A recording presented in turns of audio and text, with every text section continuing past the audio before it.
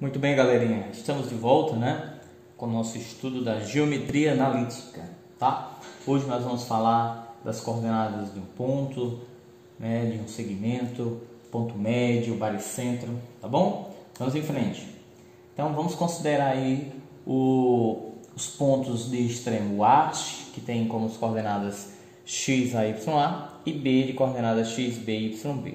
E vamos assumir que M é o ponto médio, né, desse segmento AB, XM, YM.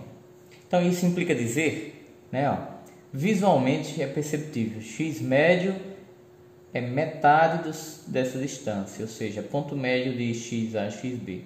Y médio é ponto médio de YA e YB, tá?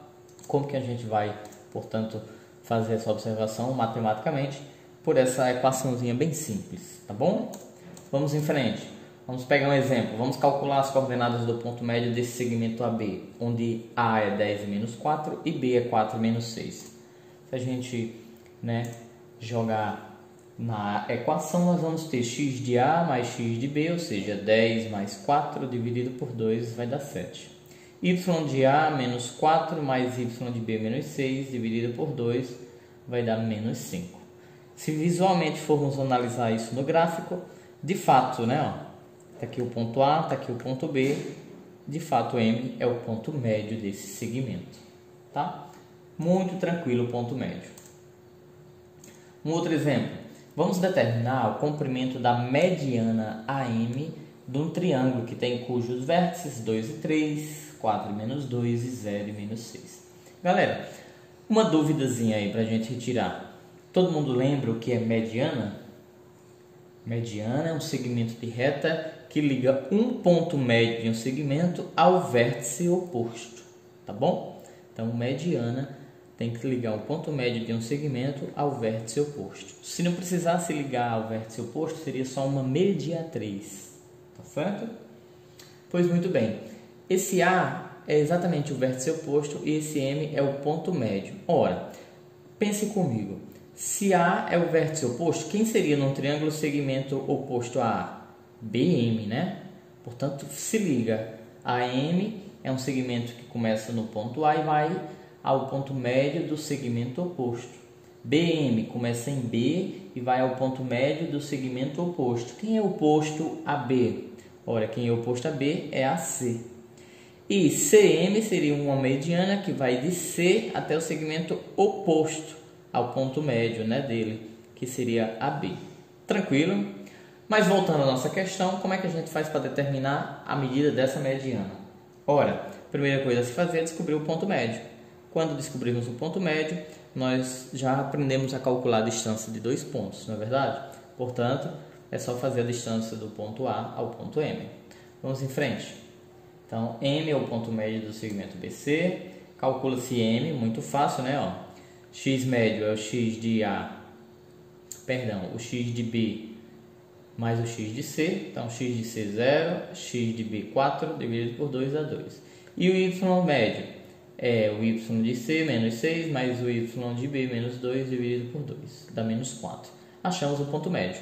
E por fim, é só calcular o comprimento dessa mediana. O comprimento de uma mediana é um comprimento de uma distância de dois pontos, né? Então, a distância de A até B é a raiz, lembra da raizona?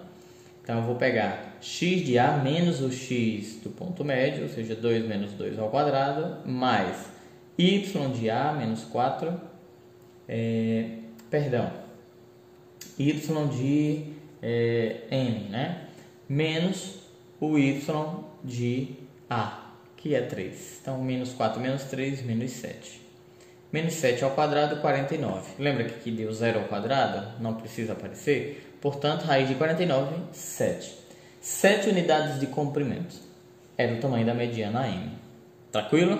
Vamos em frente. Tá aí. Vamos a mais um exemplo. Vamos determinar as coordenadas do ponto B, sabendo que M menos 1 e menos 1 é o ponto médio do segmento AB. Ora, esse é um exemplo bem simples e típico desse tipo de questão. Ele te dá uma extremidade, ele te dá o ponto médio, como faz para descobrir a outra extremidade?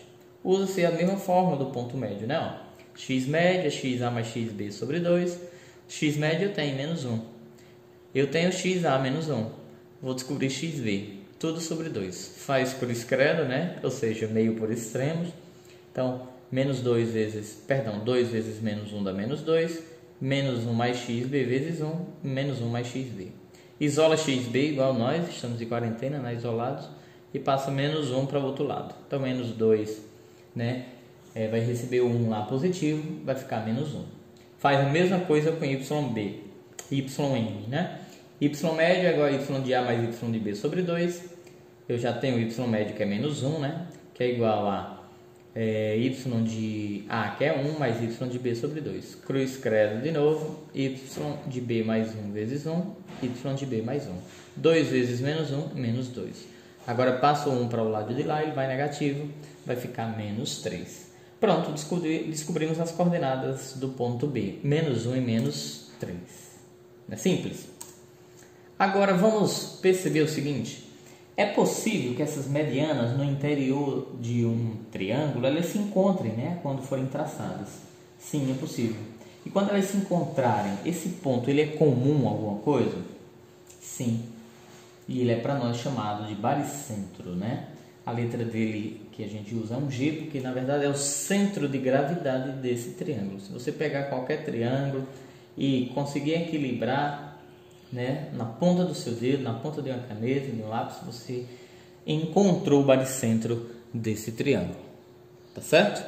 Então, olha a razão e a relação que nós vamos fazer. A para G está... A está para G, assim como G está para E, na mesma razão que B está para G, assim como G está para D, e também C está para G, assim como G está para F. E se fizéssemos uma dedução aqui matemática, né, mais analítica, a gente vê que essa medida é o dobro dessa, que essa medida é o dobro dessa e que essa medida é o dobro dessa. Por isso que essas razões, né, tem uma constante de proporcionalidade de 2 para 1, tá certo? Portanto, o baricentro vai ser dado por essa equação, tá? Ou seja, é só somarmos os 3x das coordenadas e dividir por 3, os 3y das coordenadas e dividir por 3. Ora, ponto médio, lembra que é somar os dois e dividir ao meio, é uma mediana. E o baricentro são 3 medianas, tá bom? Somos 3 e dividido por 3. Eu acho que não precisa vir ao caso fazer essa dedução para você, estudante do ensino médio, né, de como chegar a essa equação. Então, vamos a um exemplo? Vamos calcular as coordenadas do baricentro desse triângulo. 3 e 1, 2 e 6, 4 e 2. Muito simples, né? Só somar 3 mais 2 mais 4, dividir por 3. Dá 3. 1 mais 6 mais 2 e dividir por 3. Também dá 3. Então, as coordenadas do baricentro desse triângulo seria 3 e 3. Tá? Mais um exemplo. Os pontos 1, 5, 2 e 8, x e y, são vértices de um triângulo, cujo baricentro é 4 e 2. É possível que a gente determine as coordenadas do ponto C? Sim. Né? Muito tranquilo, só jogar na mesma equação. Agora eu tenho, né, ó, o x do baricentro e o y do baricentro. Então, eu vou pegar x1 mais x2 mais o x e dividir por 3. Faz cruz credo de boa. 1 mais 2, 3 mais x vezes 1 vai dar 3 mais x. 3 vezes 4, 12. Passando, isolando o x, assim como nós, passando os demais para o outro lado, vai ficar 9. Faz a mesma coisa com y, né? Y do baricentro é 2, igual a 5 mais 8 mais y, dividido por 3. 8 mais 5 é 13, vai passar para o lado de lá, vai ficar menos 8 menos 5. 2 vezes 3 é 6. Quando você faz essa operaçãozinha básica, isolando o y, você vai encontrar menos 7. Portanto, o par ordenado desconhecido era 9 menos 7. Tudo bem? E para a gente encerrar o nosso tema de hoje, se os 3 pontos de um triângulo, né, de fato não estiverem dispostos de uma maneira que forma um triângulo, provavelmente eles estarão alinhados, tá certo? Isso implica dizer que se A, B e C estiverem alinhados, ou seja, é dito colinear, isso só acontece quando a inclinação de cada triângulozinho que você vê aí, ó, você enxerga quantos triângulozinhos? 1, 2, o grandão, 3. a inclinação é sempre a mesma. Isso implica dizer que esses segmentos são proporcionais, esses x e y. E de uma outra maneira, por dedução analítica, né, o determinante de uma matriz de ordem 3, onde essa coluna 1, sendo elemento neutro, o determinante é zero. Se o determinante for diferente de zero, isso implica dizer que os pontos não estão alinhados, que os pontos são não colineares. Tudo bem? Vamos ver alguns exemplos. Vamos verificar se esses 3 pontos aí são colineares. Como que se verifica? Calcula-se o determinante. Se o determinante não for zero, então eles não são colineares. Tá certo? Então, vamos calcular via determinante. 3, 2 e 1, 4, 1 e 1, 1, 4 e 1. Tá? Fazendo o cálculo das principais. 3 vezes 1 vezes 1, 3. 2 vezes 1 vezes 1, 2. 1 vezes 4 vezes 4, 16. Agora, menos as secundárias, né? 1 vezes 1 vezes 1, menos 1. 4 vezes 1 vezes 3, menos 12. 1 vezes 4 vezes 2, menos 8. Você que está acompanhando, está vendo aqui o movimento que eu estou fazendo? É a regra de Sarri, normalmente. Repete-se as duas colunas aqui, só que eu já consigo visualizar sem os números estar aqui, tá? Nós lá na escola nós fizemos o seguinte também, tem uma outra regrinha básica, você repete os dois de baixo lá em cima, repete os dois de cima lá embaixo. E ainda, né, um aluno nosso ainda propôs, professor, como um elemento dentro da multiplicação, a gente pode tirar, né, essa coluna aqui? Pode. Retirando essa coluna, o que vai acontecer é, basta eu repetir os dois lá de cima aqui embaixo, por exemplo. E aí você vai encontrar, né, o produto que ficar desse lado das principais, os produtos que ficar desse lado as secundárias. Faça o teste, vê se você consegue aí. 21 menos 21 é zero. Qual a conclusão que a gente chega? Sim, aqueles pontos são colineares. Tá? Muito bem. Um outro exemplo. Temos aí. É possível que a gente determine o valor de K para que os pontos A, K e 7, B, 2 menos 3 e K e C, K e 1 sejam vértices em triângulo? Você está percebendo qual é o comando da questão? A gente já quer que eles sejam vértices de um triângulo.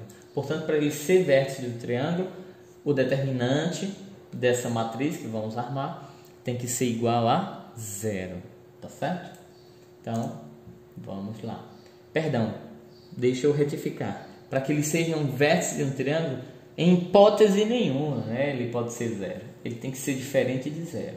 Isso implica dizer que nós vamos achar um valor que K não pode assumir, tá? K pode assumir qualquer valor, exceto esse que nós vamos encontrar, tá bom? Então tá aqui. Para que os pontos A e B sejam vértices de um triângulo, eles não podem estar alinhados, não é verdade? Então tá aí. K, 7 e 1, 2 menos 3 e 1, K, 1 e 1. Tá bom? Tem que ser diferente de 0. Então vamos lá. Acompanhe comigo. K vezes menos 3 vezes 1, menos 3K. 7 vezes 2, ó. 7 vezes 1 vezes 2. Deixa eu retificar, perdão. 7 vezes 1 vezes K, né? Porque essas duas colunas estariam aqui. Quem estaria aqui embaixo era o K, né? Ó. 7 vezes 1 vezes K, 7K. E por fim, 1 vezes 2 vezes 1, 2. Terminamos o cálculo das principais. Vamos para as secundárias. K vezes menos 3 vezes 1, menos 3K. Por se tratar de secundária, vem para cá mais 3K. 1 vezes 1 vezes K, K. Vem para cá, menos K. E por fim, 1 vezes 2 vezes 7, 14. Vem para cá, menos 14. Tá bom? Então, algumas operações podem ser feitas agora, do tipo, menos 3 pode ser cancelado com mais 3. 7K menos 1K vai dar 6K. 2 menos 14 dá menos 12. Quando passar para o lado de lá vai ser 12, né? 6 está multiplicando, também quando passar dividindo, 12 dividido por 6 é 2. Portanto, K pode assumir qualquer valor, só não pode o 2. Tá bom? Pronto.